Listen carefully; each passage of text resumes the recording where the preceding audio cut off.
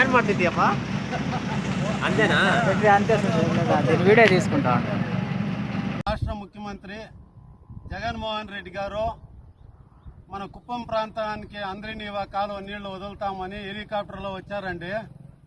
వచ్చి అక్కడ ఆడో స్టాక్ అయిన నీళ్లు వదిలేసాడు. నిన్న 11:30కి అట్లా వదిలింటాడు అనుకుంటా. రాత్రి 10:30కి తీరా నిలిచిపోయింది. ఇదే అందరినీవా కాలువలోనే ఎంకేపురం గ్రామస్తులు మన టీడీపీ కార్యకర్తలు అందరూ కూకొని ఉన్నాము. ఎందుకండి ఈ మోసాలు? జనాల్ని ఎందుకు మోసం చేస్తారు చెప్పండి.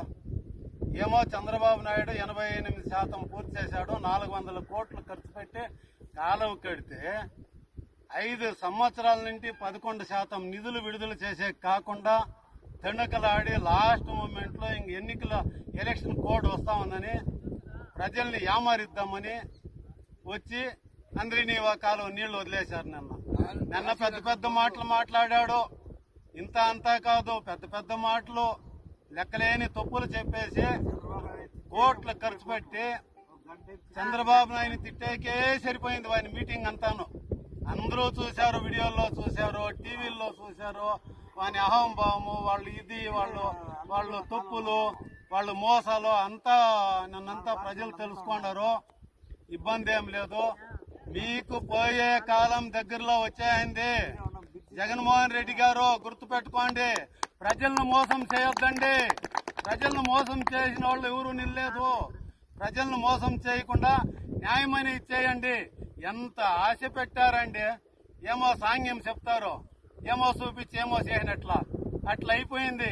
నిన్న నీళ్లు వస్తా ఉన్నాయని చెప్పి ఓని రాత్రి అంతాను కాలువల మీదంతా కొందరు జై జగన్ అనేది, కొందరు పొట్టేళ్లు నరికేది, వాళ్ళ ఇది చూసేకొని కెలగేయకొని ఒకడు పత్తాలే అంతా వెళ్ళిపోయినారు.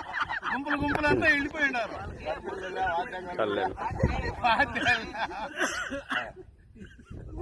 ఇదండి వాస్తవ పరిస్థితి.